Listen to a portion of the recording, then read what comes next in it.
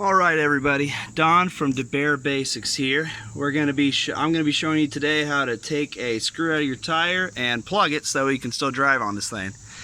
Now, the Department of Transportation doesn't actually approve of using plug kits anymore at a mechanic, so you won't be able to actually have a mechanic do this. But if you're stuck in the middle of the road, or you're on your way to your work and you have to get there or get to your destination, you can always use this to get you to your point A to point B. So I'm going to be showing you how to do that today. I've got the tools here. You could use a screwdriver, however, since I don't want too much air getting out of here, I'm going to go ahead and use my drill, utility knife, the actual plug kit itself, the two tools here. As you can see, I've only got a few of those left because I've gone through. I had 3 screws in a tire at one point.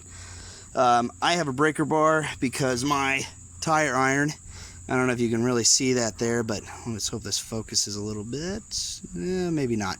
But it started to bend the very first time I used it. Now granted, I do have an older car, but I highly recommend that if you have a truck with some bigger lug nuts, you might want to go ahead and get yourself a 2-foot breaker bar from good old Harbor Freight. We've talked about them on the channel before, and the brand is Pittsburgh. Alright, so I'm going to have my trusty tripod stand assistant film me, go ahead and jack up the truck. We'll get through some of the boring parts, and then we'll start taking out the lug nuts and get this started.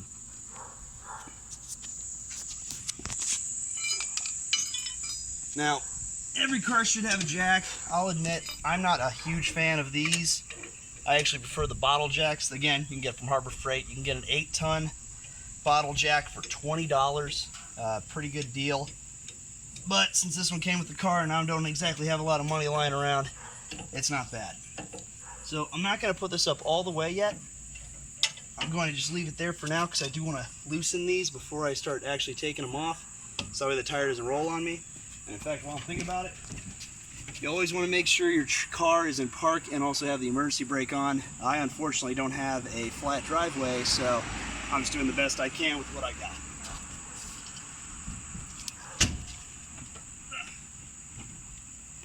Alright, now that should be good there. We're in park. I'm going to go ahead and start breaking these.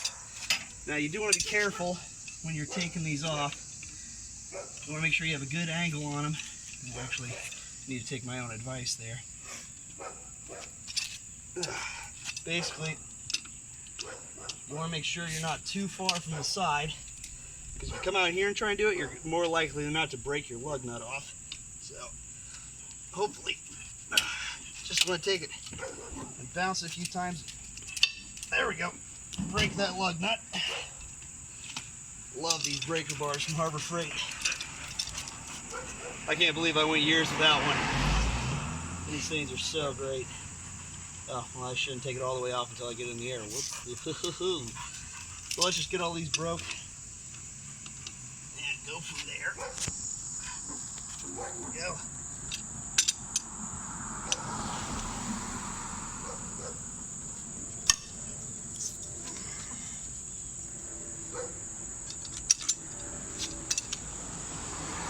Also, in case you're wondering, this is a 2005 Dodge Dakota. The lug nut size is 22 millimeter. Dodge was bought out by Fiat in the early 2000s, so a lot of its measurements switched to metric. Alright, now we got all these broken, so we should be able to get them for the most part off with my hand next. So let's go ahead and crank this bad boy in the air. I will admit, I do like this part. It makes it a little bit quicker than using a bottle jack. That's for sure. Now, usually you could get your jack stands out. Since this is just a plug job, and you know, if you were out in the middle of nowhere doing this, you probably wouldn't have them. I won't be using them. How are we getting there?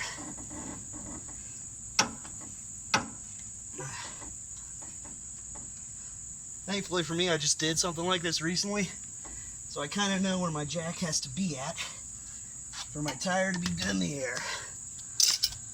Alright. Okay, good. Most of these I can get up with my hand, and if not, I got the good old breaker bar. If you ever put your bit or your socket too far on, you do want to be careful, best way is to tighten it back up a little bit and kind of knock your breaker bar up and down. So that way you don't take the lug nut out and it's not stuck in here. Because otherwise that's going to be a tough thing to get out there, I'm telling you. Got to hit with a hammer a few times or something. Next thing you know, the 10-20 minute plug job might turn into an hour if you do that on all your lug nuts.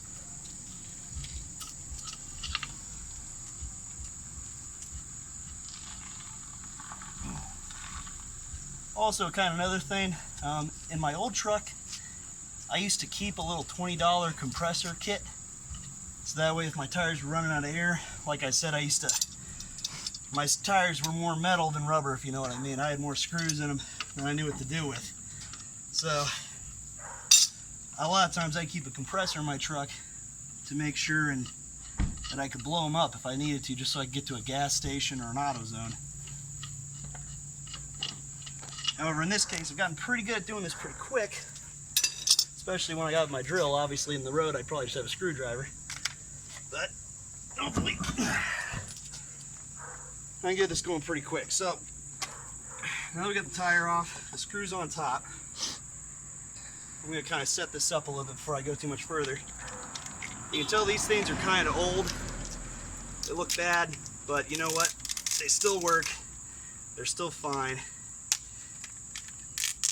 They're kind of gross, but honestly, they're going to be. They're like a rubber poly synthetic.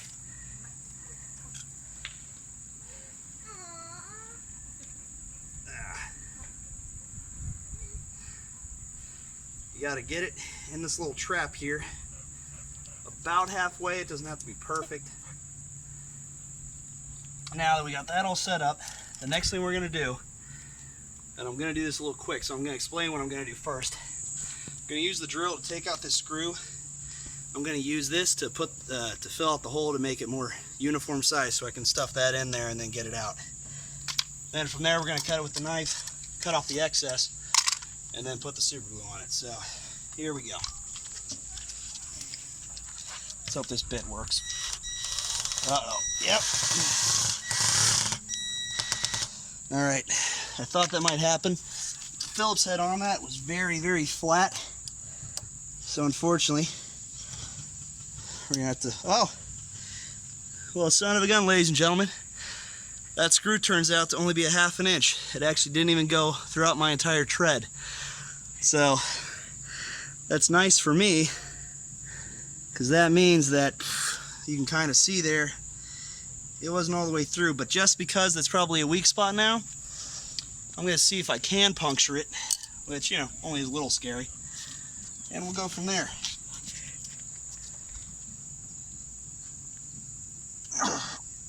Turns out a screw can go through this, but there we go. But I can't. So you want to do it usually a few times. Don't worry about that little bit of air that comes out. Honestly, that means it's just filling out more for you. So that's pretty good. So here comes the fun part now.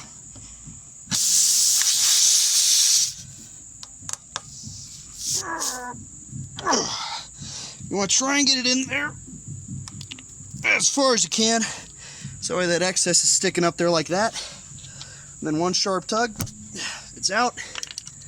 Then you're going to take your utility knife. I'm not a fan of cutting right on there to make it flush. I like to leave a little bit off, but not much. Maybe like a millimeter, 1/8 of an inch maybe. Because what I do is, I'm going to be getting tacos for me and my girlfriend in a minute here, so I'm going to drive this a little bit anyway. So, now, I kind of flatten it down a little bit. Can't even really tell the darn difference, can you? Now, usually a plug kit will come with some... Oh, there's a dog here. That's good. Will come with some sort of adhesive. Not that dog. Usually a plug kit will come with an adhesive, but honestly, just, you know, having some around the house works fine. Now, you're really going to want to coat that sucker here, because this is kind of what's going to, you know, obviously the plug seals it up, but this is what's going to really make it airtight. So I like to really douse that on there. Now, while this is kind of setting up, I'm going to let it sit for a second. Obviously your excess, make sure you throw it away. Don't leave it around because it will stick to your tire. Sometimes I like to kind of check the rest of the tire, you know, like I said, the last time I did this, I fixed one screw, and then I found out I had 2 more in the tire, so wanted to make sure I don't hear any air coming out from anywhere else. Obviously, I'm not 4,000 pounds like my truck, but looks like we're doing pretty good on air still. I'll probably hit the gas station or one of the mechanics at some point, fill it up a little bit just to make sure it's rated well. Now, let's go ahead and kind of get it back on. This part, in my opinion, is my least favorite part. Because unfortunately for me, the bigger the tire, heavier the goddamn thing is. Alright.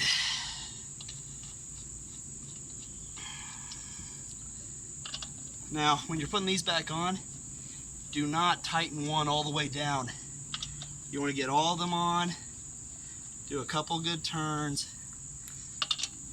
because you don't want, the thing you're going to do by accident is you're going to make your tire slightly uneven.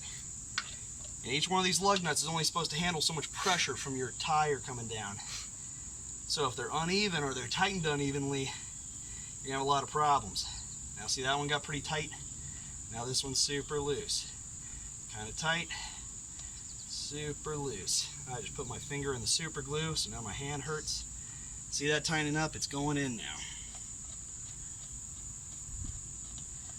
Now, I don't have a torque wrench because I'm poor, but you want to usually research how much pounds of torque you're supposed to have on each lug nut.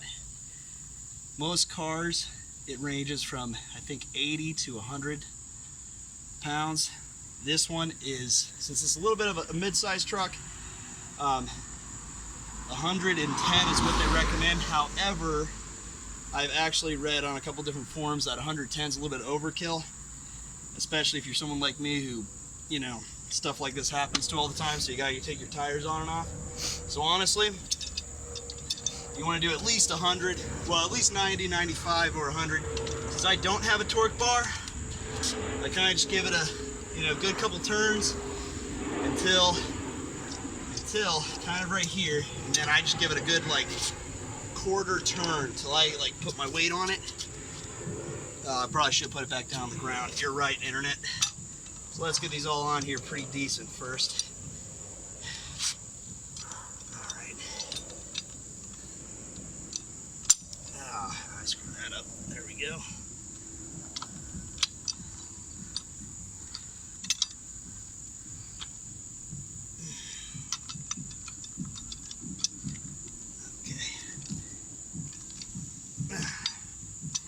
I just want to make sure they're decently tight for when I put down the jack. Now the super glue is going to roll on you a little bit because, you know, your tire's not going to be perfectly up and down. However, it still looks pretty good. Again, I just wanted to make sure we had a nice air seal on it. Once I drive on this thing, it'll squish that down. That super glue will form better. So now I will say this, if I had a bottle jack, I could just turn the knob and let the air out, but unfortunately, I got the old school jack, so I gotta loosen this bad boy.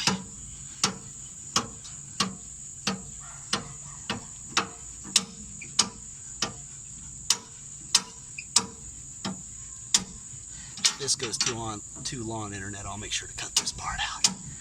As much as people love watching me work out my buys and tries here, and have a fly trying to bite my head off. I know this ain't the most entertaining part.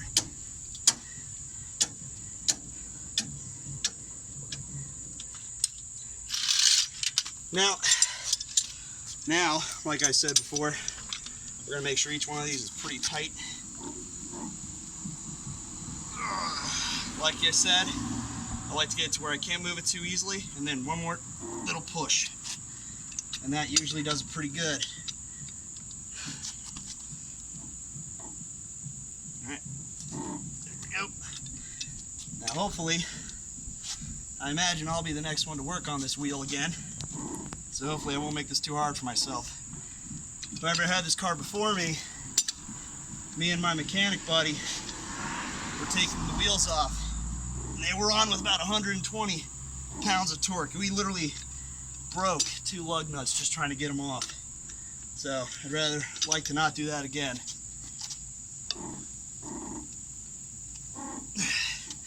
And on the other side of things, on my first date with my girlfriend, I did lose a tire. So I know, I do have an idea of how tight they have to be. Make sure they're not too loose. Alright, and that's how you plug a tire. Hopefully that helps you out.